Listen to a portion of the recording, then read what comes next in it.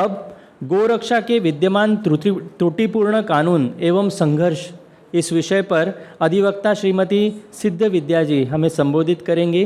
तत्पूर्व हम उनका परिचय जानकर लेते हैं। अधिवक्ता सिद्ध विद्या जी सिद्ध विद्या एंड एसोसिएट्स की संस्थापक हैं। आप 14 वर्षों से मुंबई उच्च न्यायालय तथा सर्वोच्च न्यायालय की अधिवक्ता हैं। आप महाराष्ट्र के स्लॉटर हाउस मॉनिटरिंग की सदस्य हैं। आपने खाड़ी देशों में पशुओं के अवैध निर्यात को रोकने में महत्वपूर्ण भूमिका भी निभाई है, जिसके परिणाम स्वरूप लाखों जानवरों को अवैध रूप से निर्यात होने से बचाया गया है। मैं आपसे अनुरोध करता हूं कि वे कृपया हमें संबोधित करें।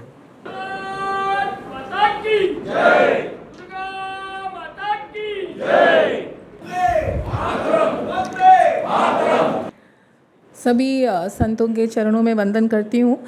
मंच पर विराजमान जितने विद्वान हैं सभी को मेरा प्रणाम। इस धरा को मेरा प्रणाम जो इस बात का साक्षी बना है कि आज इतने लोग यहाँ उपस्थित हैं और हम सभी ने इसका संकल्प लिया है कि हम हिंदू राष्ट्र की स्थापना करेंगे। सभी भाई बहनों को जो सभागार में उपस्थित हैं सभी को मेरा प्रणाम। अपना विषय शुरू करने के पहले मैं जयप्रकाश नारायण जी की कुछ उन्होंने जो एक पत्र लिखा था, पाती लिखी थी श्रीमती इंदिरा गांधी को, उसके कुछ लाइन पढ़ूंगी, 3-4 लाइन जो उन्होंने 1966 में लिखे थे और जो प्रश्न उन्होंने उस समय उठाया था आज वो उतना ही ज्वलंत है और उसका उत्तर आज तक हमें नहीं मिला। उन्होंने लिखा था, I can not understand why in a Hindu majority country like India where rightly और रॉन्गली, ये राइटली और रॉन्गली वर्ड को मैं बाद में एक्सप्लेन करूँगी, there is such a strong feeling about cow slaughter, there cannot be a legal ban. In all Muslim countries, even though they are considered to be modern, I doubt if pork would be allowed to be sold or served in public places. उन्होंने लिखा कि मुझे समझ नहीं आता कि जिस देश में गाय को पूजा जाता है, नंदी की पूजा की जाती है, उस देश में गौ हत्या प्रतिबंध क्यों नहीं हो सकता, संपूर्ण गौ हत्या प्रतिबंध क्यों नहीं हो सकता।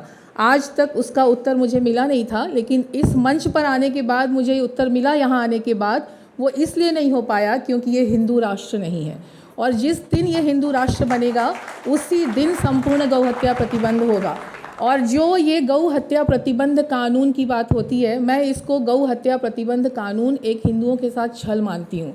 मैंने इसके विषय पर बहुत गहन अध्ययन किया है, बहुत सारी RTIs डाली हैं, काफ़ी सब कानूनों को पढ़ा है, जितने राज्य में जितने कानून हैं, लेकिन मैं इसको अगर मैं अपने शब्दों में बोलूं तो इसका ये गौ हत्या प्रतिबंध कानून नहीं है, ये गौ हत्या स्थान प्रतिबंध कानून है। मतलब आप गाय की हत्या यहाँ नहीं करेंगे, किसी कहीं और जाकर करेंगे और इसका कोई औचित्य नहीं है। इसमें त्रुटियाँ तो त्रुटियाँ ही त्रुटियाँ हैं, ये कोई कानून है ही नहीं और मुझे लगता नहीं कभी इसके पीछे सही में कोई इच्छा शक्ति रही कि गौ हत्या प्रतिबंध हो। और मेरा ये विषय बहुत ही मेरे हृदय के समीप है क्योंकि मेरा बचपन से ही गायों से बहुत नाता रहा है। मुझे स्वप्न भी आते रहे कि गायें स्लॉटर हाउस में कट रही हैं, तो मेरा बहुत इमोशनल कनेक्ट है इस विषय के ऊपर। आगे जाने के पहले कि संविधान में क्यों ये गौ हत्या अभी तक चल रही है या कैसे हमारे देश में गौ हत्या शुरू हो गई, ये कुछ तथ्य मैं आपको बताना चाहती हूँ ताकि आपके दिमाग में ये चीज़ें बिल्कुल अच्छी तरह से बैठ जाए। जो काऊ स्लॉटर था वो पहले 1000 BC के आसपास हमारे देश में शुरू हुआ। उसके पहले हमारे देश में गाय की पूजा होती थी। कोई सोच भी नहीं सकता था कि कभी गाय की हत्या हो सकती है या हमें इस तरह का कानून बनाने की आवश्यकता पड़ेगी, क्योंकि हर देश का कानून ही उसकी दशा और दिशा को बताता है।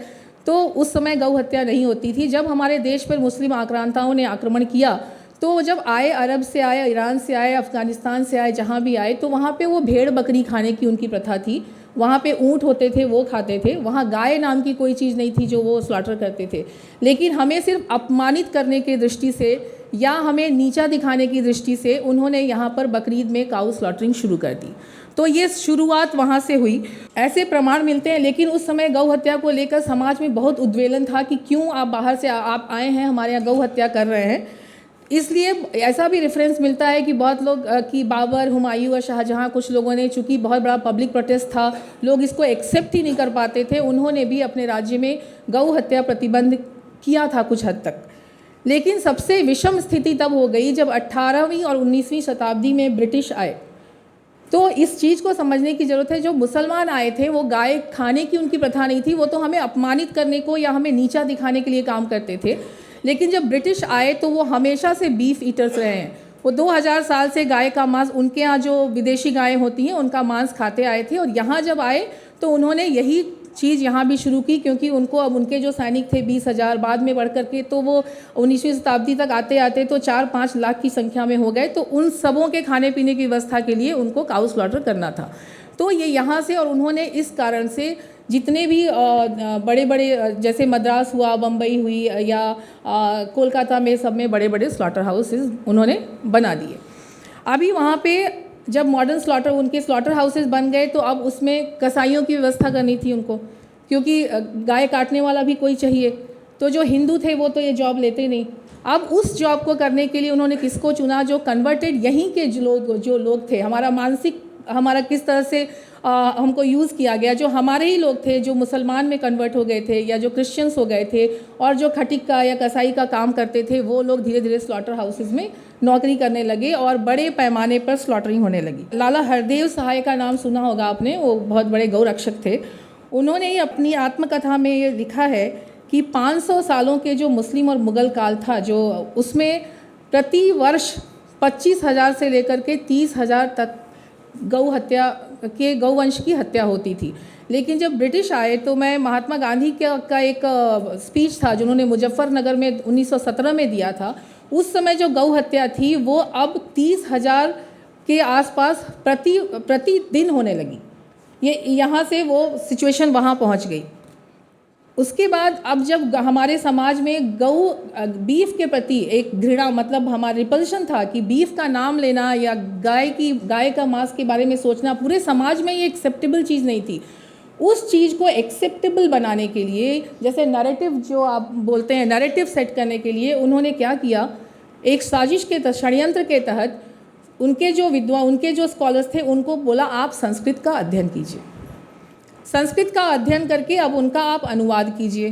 तो जो ब्रिटिश लोग, यूरोपियंस थे जिनको संस्कृत से कोई लेना देना नहीं था, उन्होंने अब संस्कृत पढ़कर उनका अनुवाद करना शुरू किया और उसी में वो मैक्स मुलर वगैरह लोगों ने जो वेदों का सब ट्रांसलेशन अनाप शनाप उनको जो समझ में आया ट्रांसलेट करके यह बता दिया कि एक्चुअली तो वैदिक पीरियड में भी, वैदिक समय में भी गायों की बलि दी जाती थी, ब्राह्मण भी गाय का मांस खाते थे। और धीरे धीरे इस चीज़ को ये नैरेटिव सेट कर दिया गया कि इससे इतना घृणा करने की आवश्यकता नहीं है, गाय का मांस तो खाते थे। और ये जो हिंदू हैं या जो इनका कल्चर है वो एक्चुअली बहुत रूढ़िवादी है। ये लोग सुपरस्टिशियस लोग हैं, ये लोग गाय की पूजा करते हैं, नदी की पूजा करते हैं, पेड़ों की पूजा करते हैं। एक्चुअली ये बहुत अनहाइजीनिक लोग भी हैं। और इनकी जो गायें हैं ये तो किसी काम की है ही नहीं, तो ये दूध भी कम देती हैं। और देखो, तो उस समय 1928 के आसपास पहली बार विदेशी गायें हमारे देश में आने लगी और जो ये देशी गायें थी उनका तो स्लॉटरिंग, तो इस तरह से हमारे देश में एक एक्सेप्टेंस की चीज़ शुरू की उन्होंने कि देखो गाय मारना कोई ऐसा बड़ा अपराध नहीं है, वेदों में भी ये होता था, ब्राह्मण भी ये खाते थे। और आज भी आप अगर गूगल पे सर्च करेंगे तो ये सब चीज़ें मिल जाती हैं कि वैदिक युग में भी ये सब होता था। अब उसका ट्रांसलेशन सही है, हमें पता है कि वो गलत है, लेकिन उसको हम काउंटर भी नहीं कर पाते हैं ठीक से कि नहीं सही है। तो हमारे बच्चे भी आज गूगल करके ही पढ़ते हैं और वो यही जानते हैं कि वैदिक समय में भी ऐसा होता था। अब इनकी जो संख्या थी इनके सैनिकों की, वो ये तथ्य जानना बहुत ज़रूरी है कैसे इसको हमारे अंदर घुसा दिया गया। आज जो है गौ हत्या हमारी धार्मिक आस्था का प्रतीक न रह करके अब उपयोगिता पर वो शिफ्ट हो गया है। हमको ये प्रूफ करना होता है गाय कितनी उपयोगी है कि नहीं है, नहीं उपयोगी है तो हम उसको मार सकते हैं। ये बात अब यहाँ तक आ गई है। तो जो इनकी संख्या बढ़ी है, 3 से 5 लाख हो गए। नॉर्थ ईस्ट में जो पूरा बीफ खाने का कल्चर है, क्योंकि वो जो अंग्रेज थे वो उनका डिप्लॉयमेंट बहुत ज़्यादा था उस तरफ किसी सम रीज़न से, तो ये इनके जो बैल थे ये उनके सामान भी ले जाते थे, गायें भी जाती थीं, तो इनका जो बैल से काम ख़त्म हो गया तो उनको मार के खा गए। लेकिन फिर भी हमारे समाज में कुछ लोग ऐसे थे जिनको ये एक्सेप्टेंस नहीं था तमाम चीज़ों के बावजूद भी कि हम गौ हत्या कर सकते हैं। आपको पता ही होगा कि मंगल पांडे जी ने जो क्रांति की थी 1857 में जो क्रांति हुई थी वो इसी विषय को लेकर के हुई थी, क्योंकि उन्होंने जो गाय की चर्बी वाला कारतूस था उसको खोलने से मना कर दिया था। 1870 में एक कूकाज मूवमेंट हुआ था, सिख लोगों ने जो किया था, और वो बहुत बड़ा मूवमेंट था। महात्मा गांधी जी ने, गुरु गोविंद सिंह जी ने, सब लोगों ने इसका विरोध किया था। स्वामी दयानंद सरस्वती ने एक बहुत बड़ा मूवमेंट शुरू किया था गौ हत्या प्रतिबंध के बारे में। उनकी ये जो हत्याएं हो रही थी, ये जो स्लॉटर हाउस खुल गए थे, उस समय उत्तर और मध्य भारत का एक एक व्यक्ति गौ हत्या प्रतिबंध का जो आंदोलन था उससे जुड़ा हुआ था। लेकिन ब्रिटिश का उनका जो एक पॉलिसी थी डिवाइड एंड रूल, उन्होंने इसको रॉयट में कन्वर्ट किया, और इस तरह से ये गौ हत्या प्रतिबंध का जो आंदोलन चल रहा था वो उस समय बंद हो गया। एक बात, हमारा जो स्वराज आंदोलन था उसमें जितने भी बड़े बड़े नेता थे, चाहे वो गांधी जी हों, बाल गंगाधर तिलक हों, लाला लाजपत राय हों, मदन मोहन मालवीय, पंडित डॉक्टर राजेंद्र प्रसाद, पुरुषोत्तम दास टंडन, सबने बार बार इस देश के सभी लोगों को आश्वासन दिया था कि जब स्वराज आएगा और स्वदेशी राज की स्थापना होगी तो सरकार का सबसे पहला काम होगा गौ हत्या पर संपूर्ण हत्या पर प्रतिबंध लगाना और एक ऐसा कानून बनाना कि कहीं भी गौ हत्या ना हो। वो दिन आ भी गया, लेकिन उसके पहले एक बहुत बड़ा, मैं इसको षड्यंत्र ही मानती हूँ, 1944 में जो ब्रिटिश गवर्नमेंट थी जब उसने देखा कि बहुत ज़्यादा विरोध हो रहा है हमारा, तो उन्होंने पैसिफाई करने के लिए एक कानून बनाया। उसका नाम था, उन्होंने उसके द्वारा रेस्ट्रिक्शंस लगाए कि अब जो गाय का जो स्लॉटर है वो मतलब कुछ गायों का जो यूज़लेस हो गई हैं या जो बुलक्स यूज़लेस हो गए हैं उनका स्लॉटर कर सकते हैं, सबका आप नहीं कर सकते। किसका नहीं कर सकते? जो वर्किंग कैटल हैं, जो ब्रीडिंग हैं, जो 3 साल से कम उम्र के हैं, या जो मिल्किंग है या जो प्रेग्नेंट हैं, उन गायों को या ऐसे बैलों को जो काम के हैं उनको आप नहीं कर सकते। तो ये जो 1944 में बात आई, अभी तक जो हमारा युद्ध चल रहा था, जो भी हमारी स्ट्रगल चल रहा था, संघर्ष, वो इस बात को लेकर का थे, गाय हमारी धार्मिक आस्था का प्रतीक है। वो यूज़लेस है या यूज़फुल है, ये हमारा कभी हमारा ये उद्देश्य नहीं था जानना। अगर हमारी माँ कल को यूज़लेस हो जाए तो क्या हम उसको स्लॉटर हाउस भेज देंगे? उन्होंने यहाँ से अब ये बात यूटिलिटी पे आ गई कि आपको ये प्रूफ करना पड़ेगा कि गाय यूज़फुल है या नहीं है, और आज भी हम उसी भ्रम में फंसे हुए हैं। तो जो जयप्रकाश नारायण जी ने लेटर लिखा था, राइटली और रॉन्गली, ये सही है या गलत है, इस विषय पर हमें जाना ही नहीं है। ये हमारी आस्था का प्रतीक है। जब आपके धर्म में लिखा है कि सूअर का मांस नहीं खाना है, तो हम कब ये क्वेश्चन करते हैं कि सूअर का मांस ही क्यों आप नहीं खाते हैं? भाई और भी एनिमल्स हैं, उनको हम तो कभी ये सवाल नहीं उठाते। तो फिर जो हमारी आस्था का प्रतीक है उसको आपने यूटिलिटी पे ला कर रख दिया। उसके बाद 1944 में ये बात हो गई।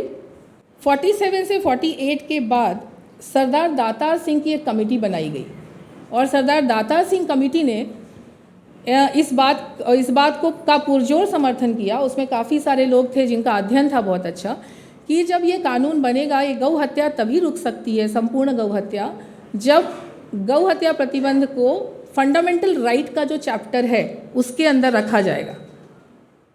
ये फंडामेंटल राइट के चैप्टर में रखा जाएगा, ना कि directive principles of state policy के अंदर में रखा जाएगा। मतलब डायरेक्टिव फंडामेंटल राइट के अंदर रखा जाएगा कि ये असर्टिव होगा। आप अगर कोई गौ हत्या कर रहा है तो आप कोर्ट में उसको असर्ट कर सकते हैं, ये डायरेक्टिव प्रिंसिपल्स में नहीं होगा।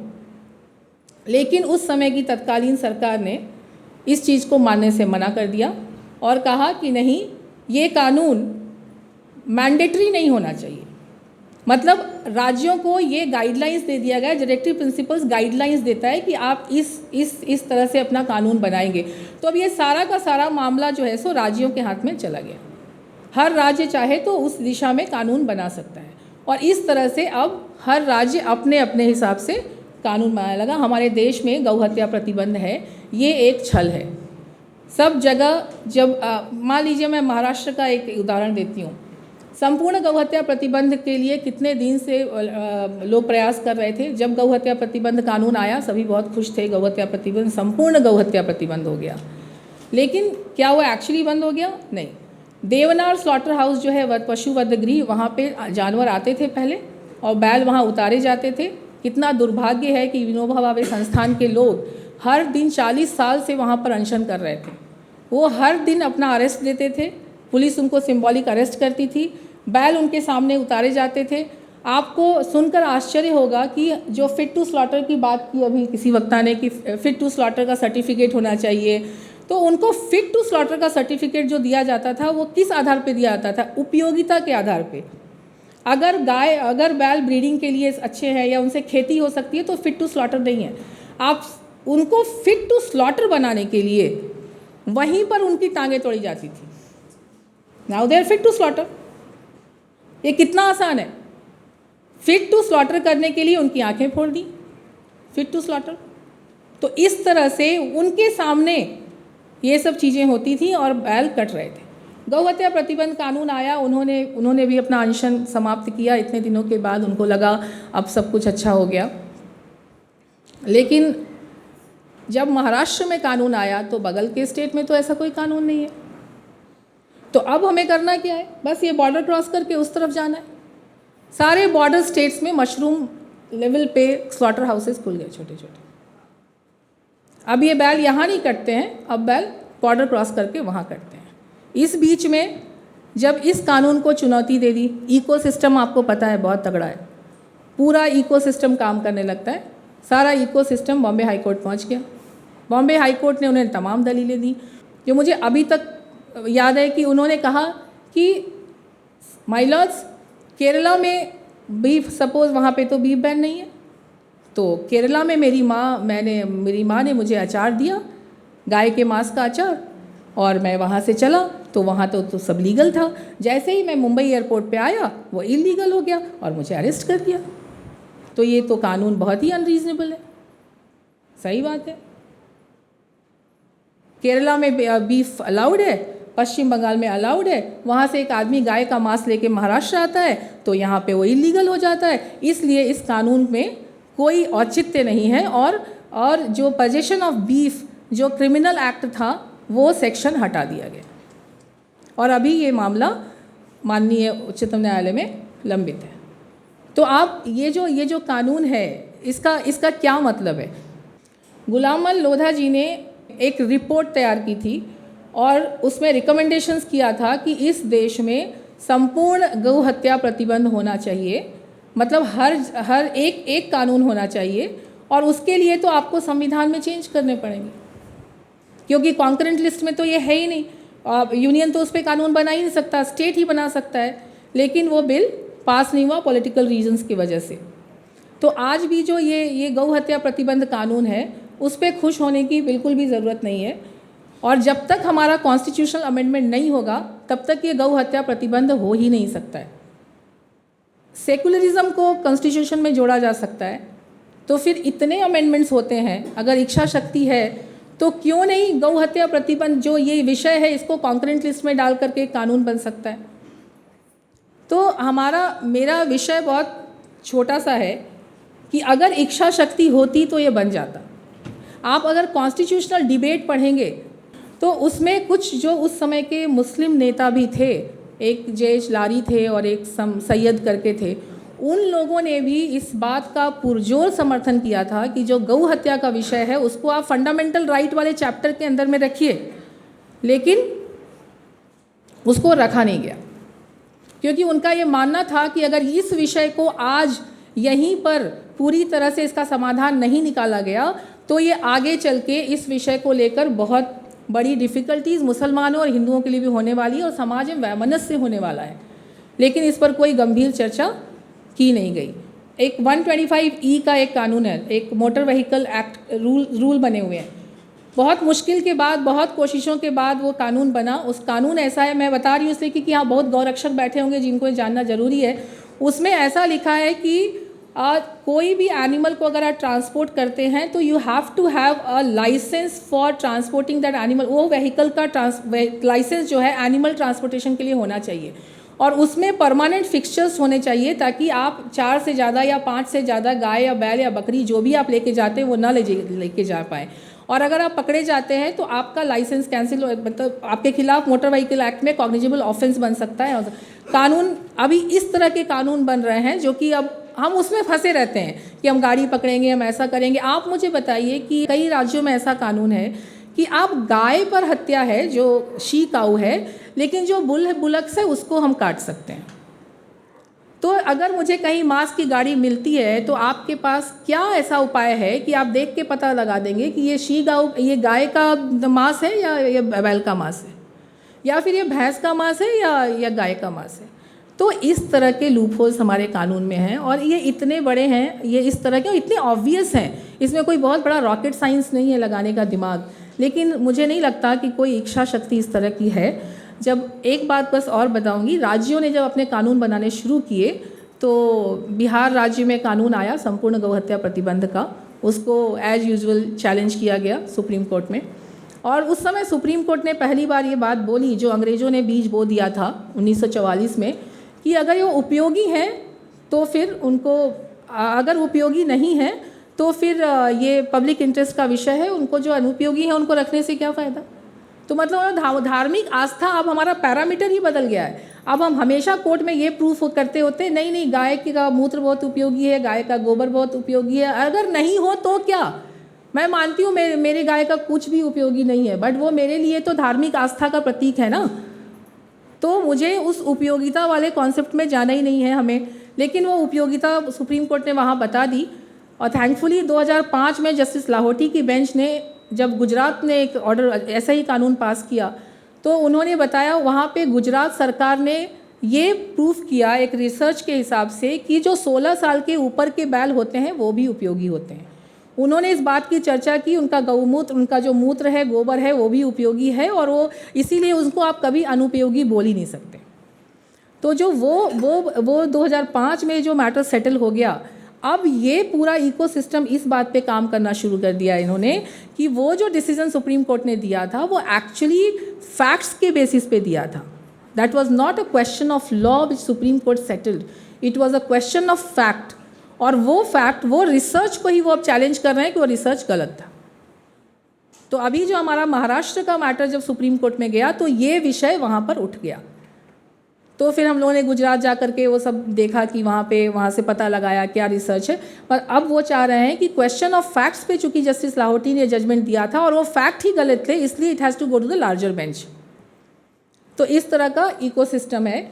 और हम अगर यहाँ गाड़ी पकड़ेंगे और यहाँ गाय छुड़ाएंगे तो आप वहाँ काटेंगे, वहाँ काटेंगे तो वहाँ काटेंगे। तो हम हमेशा डिफेंसिव मोड में ही रहते हैं। और आज मैं एक बहुत महत्वपूर्ण विषय बोलने वाली हूँ। आज मेरा विषय है कि इसमें क्या ज़रूरत है संविधान में, बट मैं आपको बताऊँ, हम गौ हत्या प्रतिबंध के विषय पर आज बात कर रहे हैं। और यही 7 जून को एक नया बिल आ गया है, वो बहुत ही खतरनाक बिल है। मैं आपका ध्यान उसकी तरफ आकर्षित करूँगी। उसका नाम है the live stock and live products importation and exportation bill 2023, 7 जून को आया है। मतलब उस वो जो बिल है उसने रिपील किया है पहले वाले लाइव स्टॉक इम्पोर्टेशन एक्ट था 1898 का।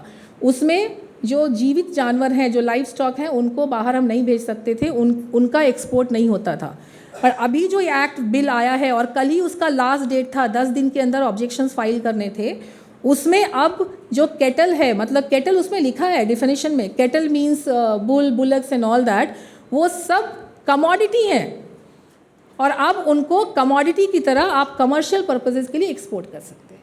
तो आप यहाँ जब गौ हत्या प्रतिबंध पे झुंझुना बजाते रहिए, हम गाय ही एक्सपोर्ट कर देंगे, उनको जैसे काटना है वो काटते रहें। तो ये सब छलावा है। और अब मुझे इस मंच पर आकर इस बात का उत्तर मिला है कि ये हम ऐसे ही लड़ते रहेंगे जब तक ये देश हिंदू राष्ट्र नहीं बन जाता है। तो इन्हीं शब्दों के साथ मैं अपनी वाणी को विराम देती हूँ और मेरी ये शुभेच्छा है कि ऐसा हो। और मुझे यहाँ आकर के, मैं पहली बार आई हूँ और शायद पहली बार मैंने किसी मंच से इस विषय को उठाया है, लेकिन यहाँ आके मुझे ऐसा लगा कि मुझे एक बहुत बड़ा परिवार मिल गया है और हम सब अकेले नहीं हैं, एक दूसरे का साथ। हर हर महादेव।